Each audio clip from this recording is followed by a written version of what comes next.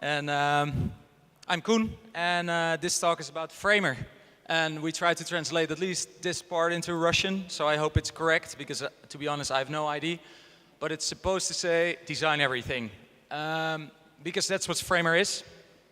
Framer is an interactive design tool, a tool that doesn't only allow you to do visual design, but allows you to put your visual design into true interactive prototypes. And that's pretty important. So let's start with a little bit about me, where we're coming from. First of all, I wanted to say that I'm truly happy to be in Moscow, here in Russia. Most of these, As a startup, and especially with a ton of clients in design, we're mostly focused on Silicon Valley and San Francisco. So if we do these talks, they're mostly in the Bay Area or in New York, but we ourselves are from Amsterdam in Western Europe, so we know that not all the best work is coming just from Silicon Valley, right? There's tons of really cool stuff coming from Russia, from Western Europe, from Australia. So we think it's important to visit and go around and talk to and experience how other designers around the world are making really great stuff, because I think we need a little bit more of that and maybe a little bit less of just Silicon Valley stuff. So a little bit about me. I'm a product designer. I started a software design company when I was around 20 years old, and it was called Sofa, also back in Amsterdam. We made applications for the Mac, and we were the technical stuff was okay. Maybe you've used some of these applications. One was called Versions, it was a Subversion application. And the other one was called Kaleidoscope, which is an application to compare differences, more for engineers than designers. And we had like a little storefront application called Checkout. But the thing that we noticed that we really liked to build was good interaction design. So we won 2 Apple Design Awards for some of the work. And we thought, hey, this might work out. This could be like our thing. We're pretty good at this. And in 2011, Facebook approached us, and we sold the company to Facebook, where then I worked with all of the employees as product designers. Well, most of them product designers, some were engineers. And I was a product designer at Facebook for 2 years, where I mostly worked on messaging and a little bit on video ads. So that's sort of the background. And I think while we were working at Facebook, one of the things that we started to notice around 2 years ago is that it was more and more important to not just show the visual part of your design, but show the actual interactive part of your design. So it kind of started to exist there, where we started thinking about this problem as a whole. And it basically, our entire product comes down to this sentence. This is sort of what we started to believe. We think that whereas for maybe 10 or 15 years, we've been mostly designing visual. So we've been doing a lot of Photoshop, a lot of Sketch, but more and more, if you think about mobile applications, then it's not so much about how it looks, it's also very much about how it feels, right? If you tap on something, how will it transition to the next screen? How will colors animate? How will things respond to multiple touches and all these things? And they're getting more and more important. And it's something that we've been okay with for a long time to basically not design. And you guys are all designers, so I think you can also sense that, especially over the last 2 years, it's became more and more important to actually do that part of the design as well, to design how it feels, not just how it looks. But I also often run into a lot of designers that are still thinking about, should I really prototype? Should I really do the interactive design? Photoshop and Sketch is good enough for me. So I want to address that for a little bit. And the reasons why you should prototype are basically twofold. There's like an external part, the part where you talk about your ideas, but also the internal part, the part where you discover new ideas. And to illustrate that, I have a little exercise. So if I start a new design idea or a new project, and I talk with my project manager or with my product manager or 2 other designers, it mostly starts in words when I get an idea, right? So I describe this problem, and I want to solve something with a draggable table view, and it should animate in and out. So the words are the first step, and then quickly I maybe make a sketch. And the sketch gives a little bit better example of what I'm about to do, right? So it has a little bit higher fidelity, But even if I'm working with people that are really good product designers, the image that they will have in their head could be very different from what I'm imagining, because it's only a part of the design. So a next step could be that I go to Sketch and I actually apply some shading, and I think about the visual style. And this gives a little bit more feedback on my ID. So there's definitely some shading going on, like some drop shadows. The layers should be numbers. But the most important part about this interactive ID is something we can't really talk about because it's not there.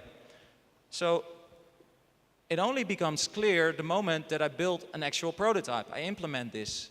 And now we're really sure that the thing that we're talking about is the exact same thing, right? Because you see that if I tap on one of these, they sort of elevate from the background with a drop shadow. There's specific styling. It responds with a nice animation. And now if I'm talking to somebody about my ID, I'm really sure we're talking about the same thing.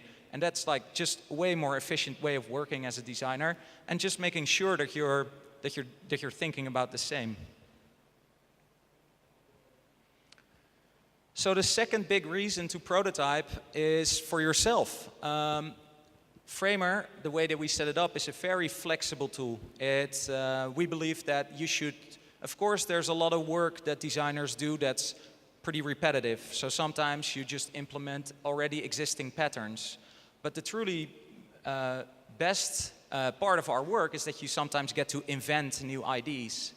And inventing stuff as a designer happens on the weirdest times. So sometimes you invent something under the shower because you just have an idea, you have some time to think. But for me, most of the time, I invent new stuff while I'm working on something. So if I'm designing one thing, I get a new idea because I'm implementing it. And that is a very powerful thing to have as a designer. So a combination of a tool that's very flexible and a tool that lets you design things where you can discover new ideas while you are designing, that is the thing that we're trying to build. And if we say flexible in discovering new things, then I'm, for example, talking about gestures. So if you're playing with this gesture transition, then you might get an idea, hey, maybe the transition should not animate from the left to the right, but the other way around, or maybe there should be some depth. And you can live play with these things and have the real transitions on your phone. So you play around, you discover new things. The same goes for multi-touch. It's really hard in an application of Photoshop or Sketch to imagine how multi-touch would work. You truly have to try it out on your device. And while you try this out, you get to invent something new, maybe. And another cool new thing is, for example, 3D touch. I think the latest iPhones have a very basic implementation of 3D touch, and we'll probably see some more interesting applications for it in the future. But if you start to design for these things, you want to play with it so you can better imagine what you can actually do with it and actually build for it. So our solution is Framer. And going back to the idea that we had at Facebook for this was pretty simple. We were working with a bunch of very talented product designers, and most of us were doing the day-to-day stuff in Photoshop and Sketch. And it meant that if we were having a presentation for maybe a vice president or maybe even for Mark himself, we would show him a bunch of tabs and we would say, well, Mark, if you click on this button now, then you'll see, and then we switch the tabs and then you'll see this. And a few of us started to do it differently. A few of us started to do it prototyping on a mobile phone, sometimes with Xcode, sometimes with Quartz Composer. And they actually handed over the phone. And that made a huge difference. So it started with a small group within Facebook where we started actually designing the actual app, prototyping the app, and we started developing these ideas for how we could do it more efficiently. And one of the ideas that some of the guys had is they came up with Quartz Composer and origami, but I wasn't really into the noodle-based interfaces, so I started developing a small JavaScript framework. And now, a JavaScript framework by itself isn't really worth much because everybody has a JavaScript framework. So what we try to do from there is build an application around it, because it's not so much just a little framework that you can use, but if you're a designer, you want an application that gives you live feedback about what you're doing. You want to see what you're doing. You want to have a truly great editor with really good autocomplete so you can learn it really quickly, avoid mistakes. You want to be able to preview it on many different devices. You want to get started right away, not have to set up a browser, a server, some auto refresh stuff. You just want to get your ID right out there. And of course, integrate with your favorite tools like Sketch or Photoshop. So this is how we started to invent Framer. So if we take a quick look at how Framer works, it's pretty simple. There's a whole bunch of code on the left, and then on the right you see the output of your actual code, so your prototype. And in the middle we have a layer panel, and the layer panel gives you an overview of what you can do. So on the right side is interactive, so you can play around with your actual prototype at any point and change stuff and see it reflected right away. So because everything is so dynamic, if I now update in color, it's a variable, and you'll see that everything will update from the background to the toolbar and all these things, while everything still continues to work. The same goes, for example, for the toolbar height. You can just change it back, see the result right away, see if it's better, if it's less good, and see it in the different states of your app. But what's really cool is that we don't only have code, we also have a direct manipulation. So if you're starting to edit these, you can, for example, change the colors, and you'll notice it writes the code for you, but also updates your prototype at the same time. And I'll show you a little bit more of this later, because I think this is what makes Framer truly special, the way that we mix code and direct manipulation. And when I'm talking about inventing new IDs, you can already tell that if you're playing around with this will get you new IDs, because you're just playing and you're discovering things that you might not have thought about that might be really good. Now, this is a bad example because it's not getting any better, but you can imagine this. So, of course, you can always go back to the code and edit it, go back into the UI, edit it, and just see how it changes and see if you like it or not.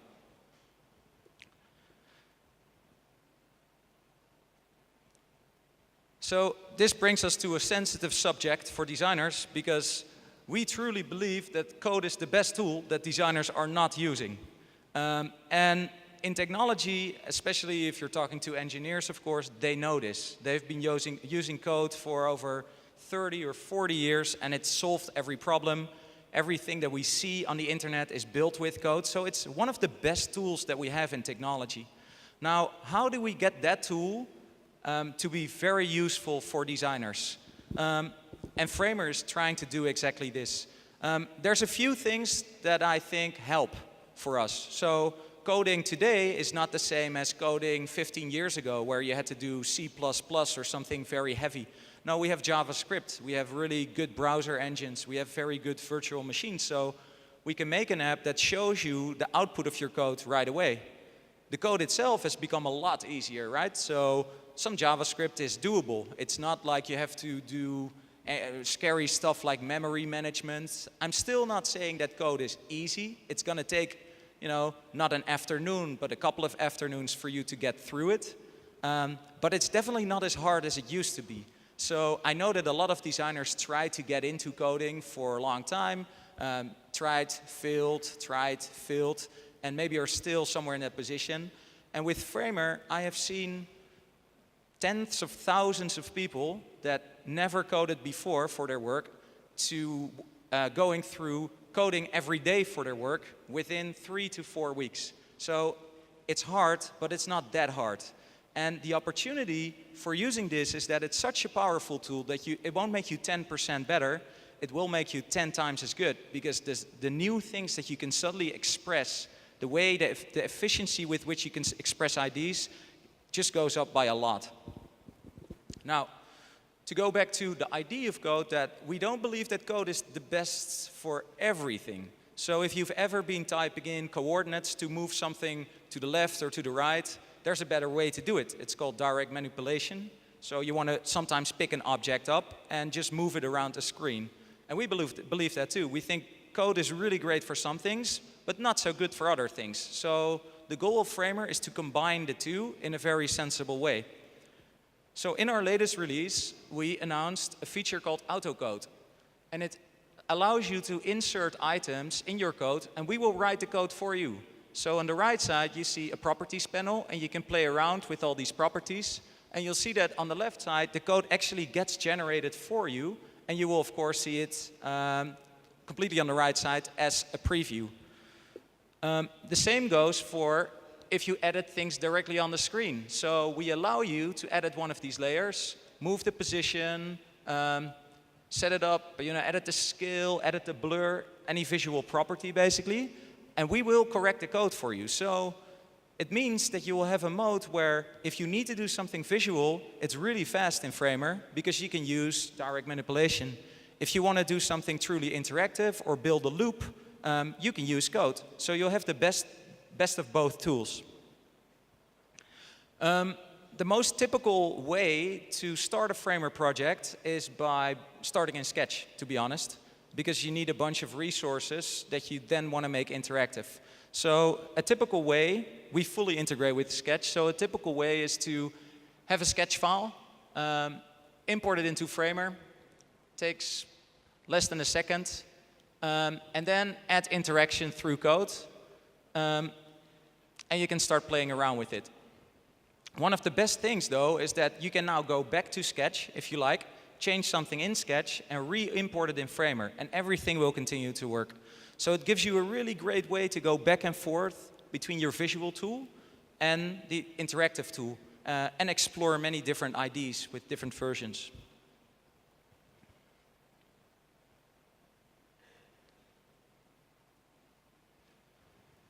So the type of work that people make with Framer, and this is always my favorite stuff to talk about, because people are making beautiful things, it really varies. So typically what we see a lot, of course, is animation, because it's getting more and more important for every UI. A lot of touch, of course, because working with advanced gestures can really feel natural if you apply it in a very right way.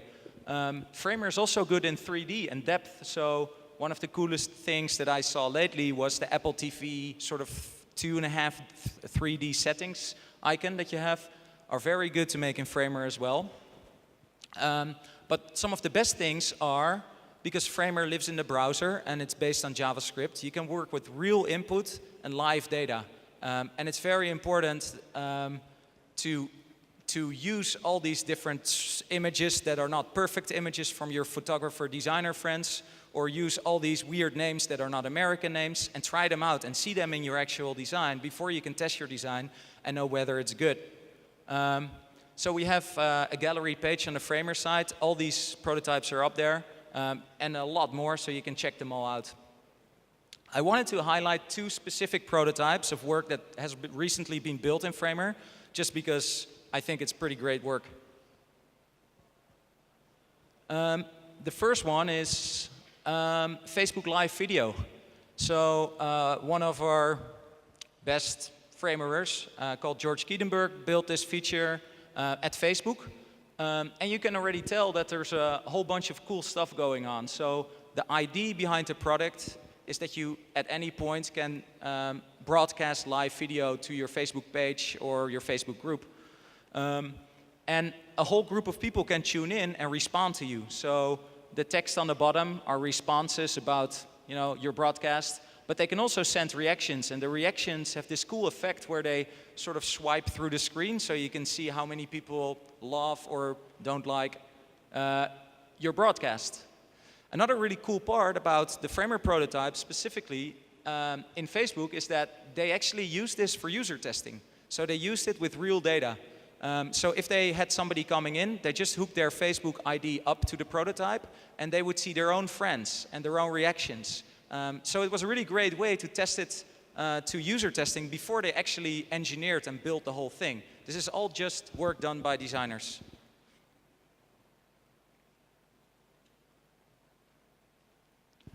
Another really cool thing that launched last week, which was built by Min Sung at Google, is the Gboard. And I'm not sure if it's already available in Russia because it's not in the Netherlands. I think maybe only in the United States. But I think it's a really smart product. It has a keyboard where you can search for anything really, and then include the result into any application. So it's handy if you, for example, want to send a restaurant location to a friend. It's completely prototyped in Framer, so you can see that there's like a little pager view in the bottom. You can go in and out to the next view. It's really cool. We'll place this one online tomorrow. You guys can all check it out. And this is actually from the designer that built this thing, so it's also really fun to learn how they do stuff. Now, if we're talking about all the different things that you can make with the tool, or the things that design tools should make, we're mostly talking about interaction or animation or kind of the simpler stuff still. But one of the things that I always like to talk about is that I think design is going to change faster and faster even. And I want to do a little test here in this audience. Can I maybe see some hands for people that are designing for virtual reality today? Anyone? I see about 3 hands going up. Yes. I think this is pretty typical. This is a room full of designers, and we've had 7 types of VR glasses shipping this year, and nobody is designing for VR. Well, I'm not going to buy one of these glasses because the experiences must be terrible. And it's a pretty typical thing, like we're trying to figure out how to do good interaction and animation, but the VR goggles are already here, and there's a lot more stuff coming. So one of the things we built right into Framer is a VR module, which means that it's by no means as good as Unity or some of the Unreal tools, but it allows you to draw a simple 3D environment and put your UI into it and respond to people looking at your UI or people pointing at it. So you can make a game with it. We've seen some really cool prototypes of a 3D pizza ordering interface.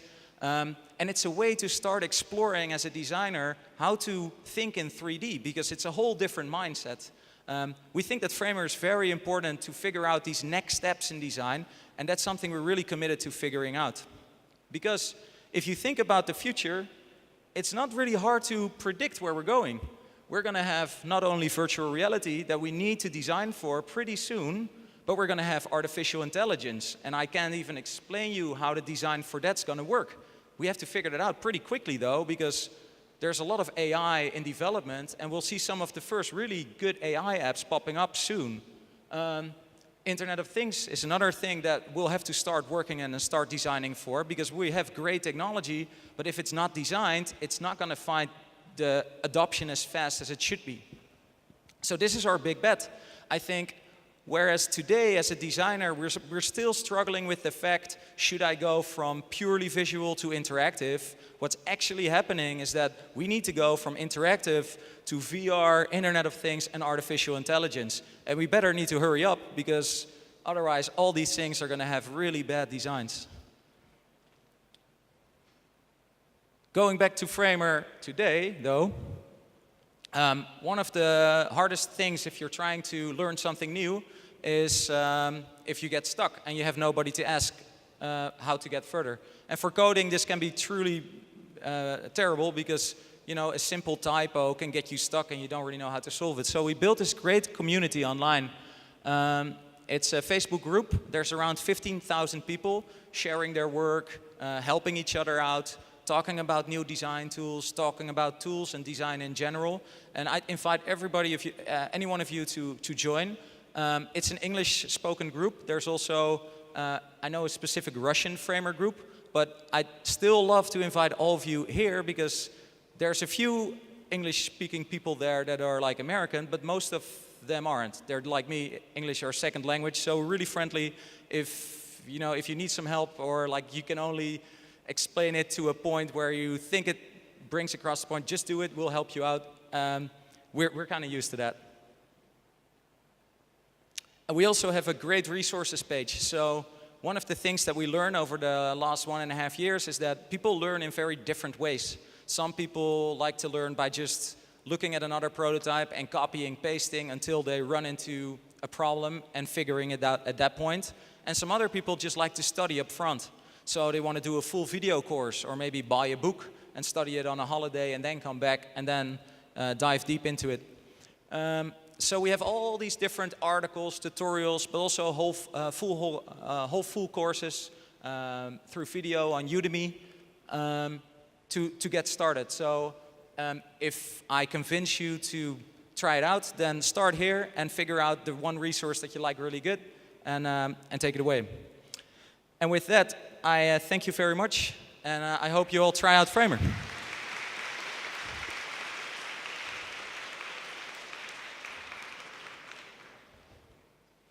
And I think we'll take some questions.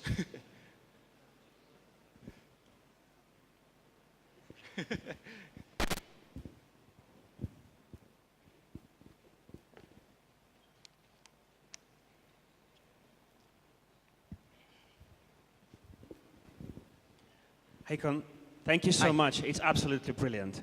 Thank Can you you. please talk a bit about your roadmap? Because I have a feeling that you're pretty open about it, and specifically about more complex projects done in Framer. Sorry, it's really hard to hear you. Better now? Maybe if No? I stand a little bit closer to the speaker. Okay, so could you please talk more about your roadmap? Yes. I don't know, Anything specific that you'd like to talk about? bigger projects. Bigger More project. complex projects. Yes. Because you're a framer and you make really big prototypes. Yep. Okay.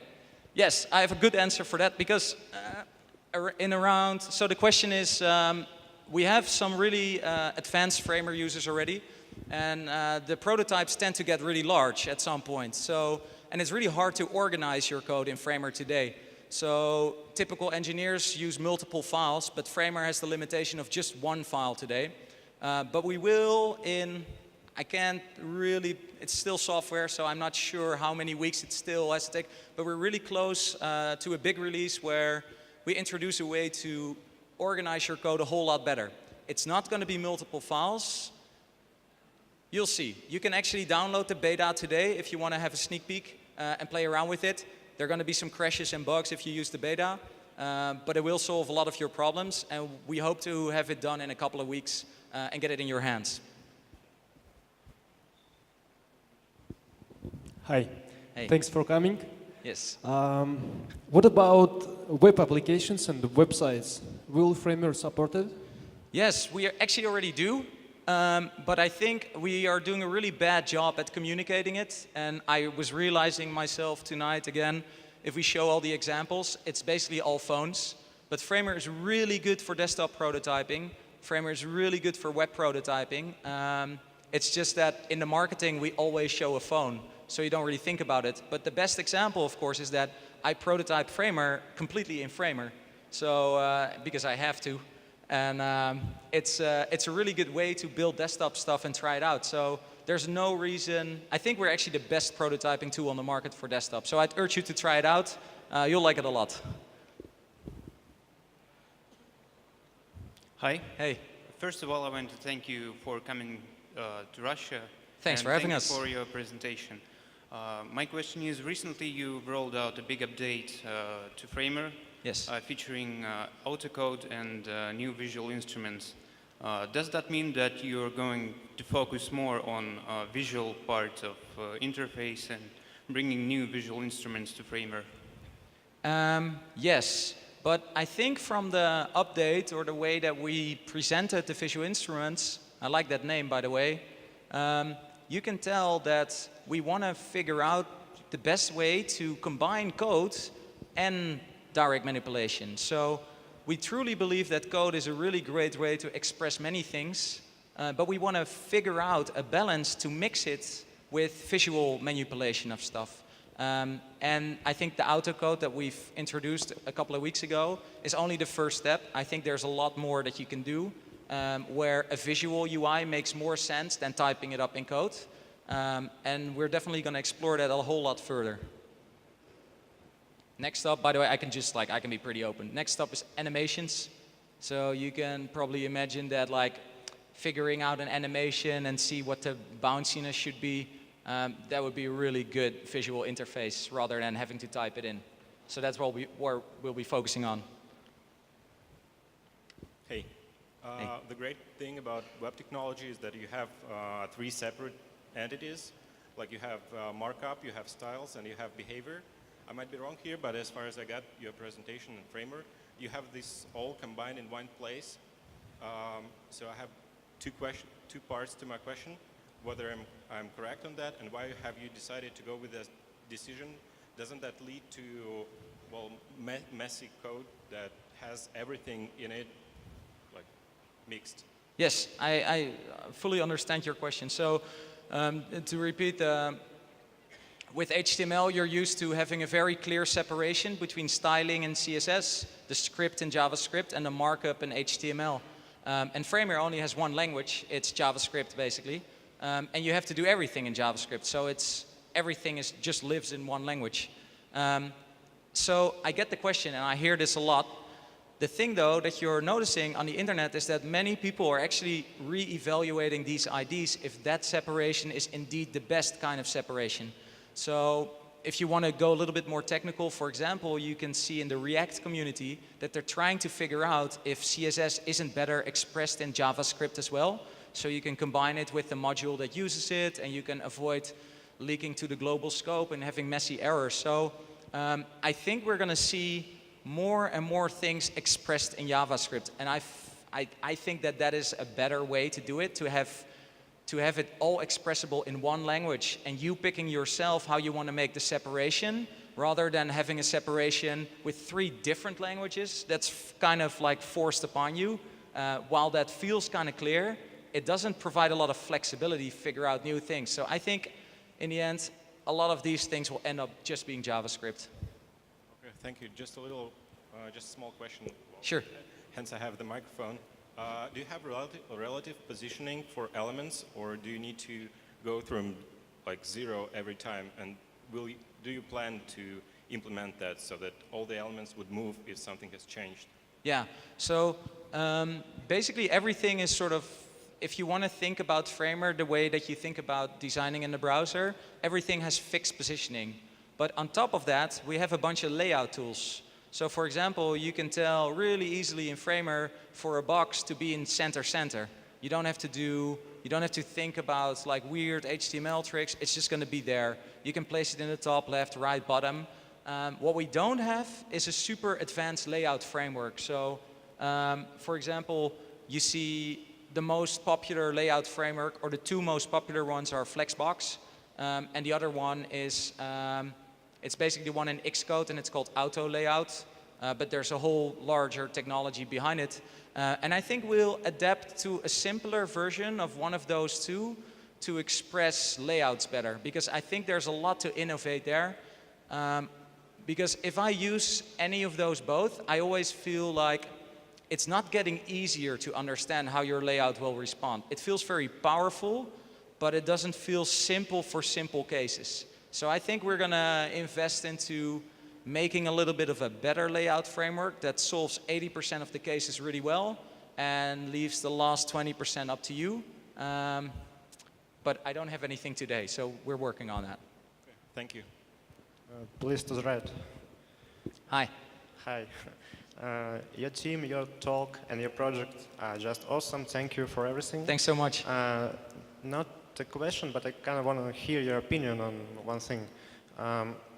While browsing your website, I found some prototypes that are just complicated, and they look like they're already ready to go to the production. And the thing is that I have to write a lot of CoffeeScript to make them work, and then I will have to pass everything to my developer, so that he will need to rewrite everything in native language, like Swift for iOS, for example.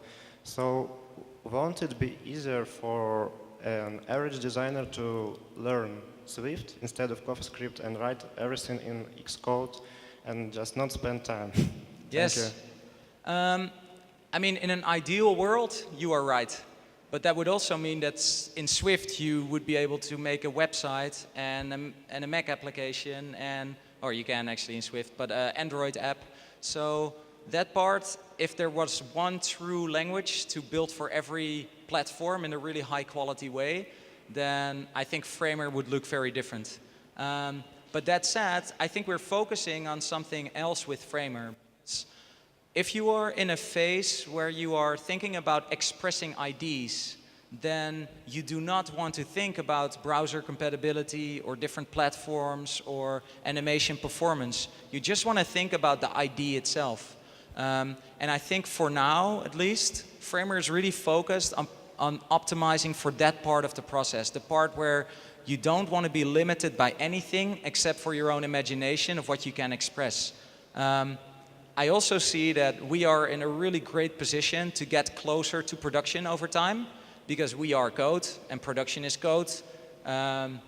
Bridging that is going to take a lot of effort, but will be a very interesting problem that we think a lot about. But this is not something that we'll have in a year or something. This is a way larger problem than that.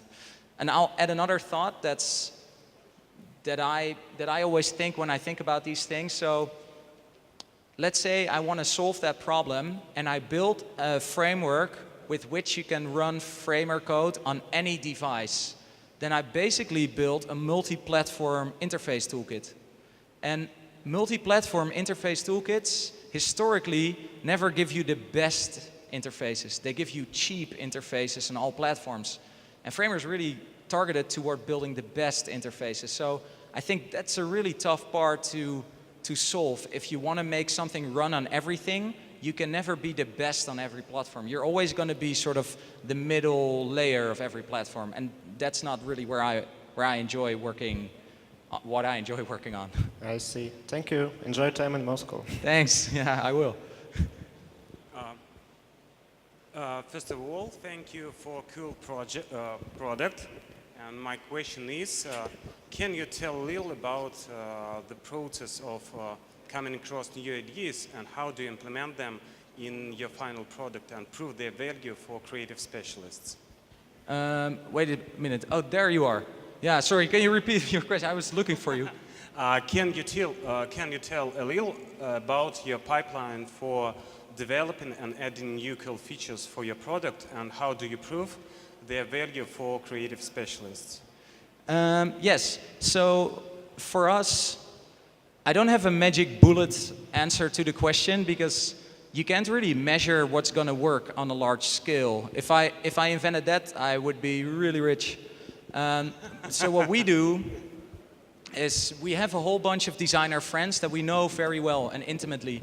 And we have a small group of these people that work at larger companies, and they're basically our advocates or our spies or our, I don't know, you can put many words on it, but we will give them features that we're thinking about, and they're pretty rough. They're just ideas at that point, and they're going to work with it and provide us really good feedback. But they can also pick some people within these companies that are working on problems that might really benefit from that solution, and they will let us know how well it works and give us feedback on that. So that's one part that works really well. If you are running a startup and you want to figure out what the right features are, then I wouldn't recommend focus groups or anything like that, but I would recommend building a core group of users, stay really close to them, and listen to them really well.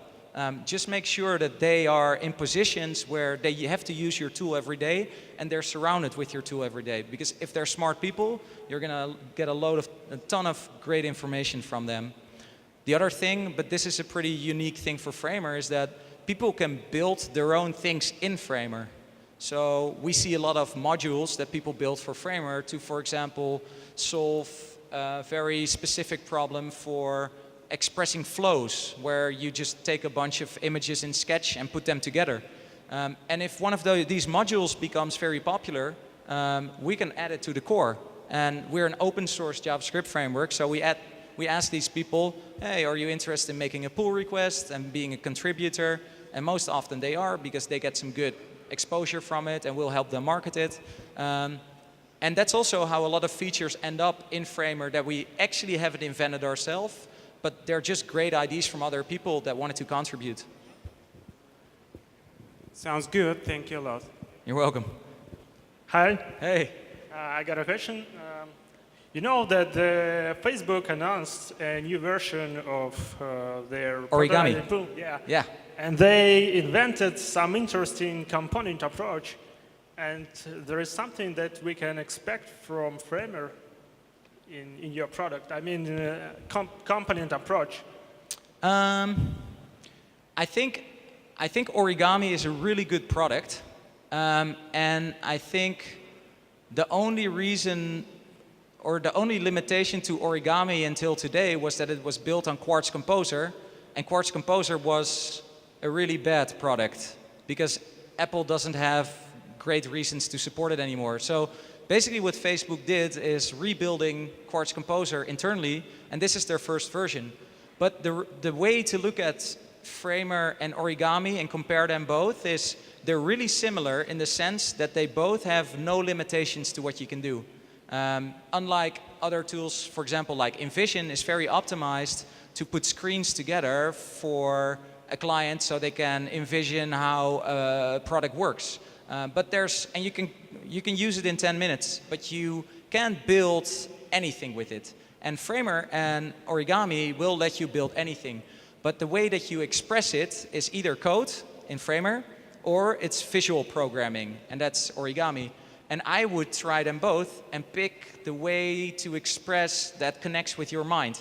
Because I really like Origami, but noodle programming isn't how my brain works. And that's also what I saw in Facebook, where both tools are very much used. 50% of the people, they really enjoy thinking like that, and 50% of the people really enjoy thinking in code a lot more. And I think it's pretty great that we have two really good solutions for that. The thing that I want to question, Sure. what I want to ask you, is when you create a new, project in Framer, you build it from ground up, Yes. and sometimes it's not inventing some new tools, some new interactions, but often it's a basic animations, basic tools like action bars, like buttons. Yes. And can we expect something like components in Framer that will be pre-installed, predefined, and we may use them in our projects and not build everything from ground up? Great, yeah. Sorry, I totally misunderstood your question. Yeah, that's okay. And the answer is yes, but I can't really officially announce anything, but you might have seen that we've worked with Facebook before on a couple of things, and we might do that in the future again too. And there's so they have all these great open source designer resources. So if they decide to open up some of that stuff, it's going to be a no-brainer for us to add it to Framer. So we're really hoping they might do that. The other thing is that we have a whole bunch of component frameworks built by volunteers already. So that's, I think, a pretty decent solution. And ultimately, if we become big enough that we can spend, if I can find enough talent in Amsterdam and we sell enough copies, I'll gladly build you every component framework that you like, because I'd love to do it. It's just a matter of bandwidth. Yeah, thank you. You're welcome. Hello. Hi. Thanks, guys, for Framer. Yes. I have a question. Do you think about AI, artificial intelligence, about Framer? So do you see it inside Framer? Or do you think about 10 years later, would the business of Framer feeling well when AI comes? Thanks. Yeah, I think about it a lot, but I don't have a lot of answers yet, because I don't know what the most successful user-facing artificial intelligence apps are going to be. If I had to make a bet today, it's going to be chatbots. But we all know how bad humans are at predicting this stuff. So every 2 years, we try to predict what the next big platform is or what the next big app is going to be, and we almost always fail. So I think actually for that reason, it's probably going to be something different, and that makes it kind of hard to prepare for. And this sort of ties back into sort of the core belief that we have with building Framer, is that as long as we build a tool that allows you to build anything, we support it. So today, if you want to try artificial intelligence in your design, there's a great JavaScript framework called Synaptic. It's like a neural network that you can train, and you can work with image recognition, voice recognition, a whole ton of stuff that are the most promising AI technologies today, and you can use them in Framer tonight if you want. So I think if we continue to do that, then the moment that something really popular will emerge, we can optimize for that case. That's sort of our tactic. Thank you. Good luck. Yeah, thank you. You are now working with Silverfalls, yeah? Sorry? Silverfalls, you are working with it. No, they work with InVision. So And you are, I saw on their website that you work with it. And I want to ask you, what the difference between is there any difference between the framer and the Silver Flows except the code part? Yeah, I think Silver Flows optimizes very much for doing simpler things for interactive design. So the biggest use case for interaction design today is putting screens together and having basic transitions between them. And it's a very common use case for designers, like big advertising agencies have to do it all day long. I bet most of your work, you run into cases where you have to put a few screens together. And if you know that you only have to do that, then you can optimize a UI for it and build like a really nice interface for it. And that's what Silver Flows is doing. And that's also what InVision is doing. So I think the difference between them is like they're really good at one thing, and they're really easy to learn. So they trade flexibility for a learning curve. To be honest, I haven't used it because I don't think it's out yet. So it's my best answer without ever having used it. So take it with a grain of salt. Thank you. So it was the last one because it was so. Thank you, Koen. Sure. Thank you. Thank you so much for having us. Can you remind 2 of the best questions, and we can present books to those people if you remember 2 questions? I always loved the question about like how do you get to production. Came from that corner. And I think the other one. Which one did you think was really good? Who was the first one? Oh, there's a next question there. So we'll ask somebody to tell us who was the first one to ask a question. Yeah, or actually, I always like talking about the future roadmap as well. So the question that came from here with like the visual aid and how we're going to do that. Yeah, we can cool. do that. Cool. All right. Thank you. Cool. Thank you, Koen. Thank you so much. And we'll be hanging around. So if you have more questions, just come and grab me.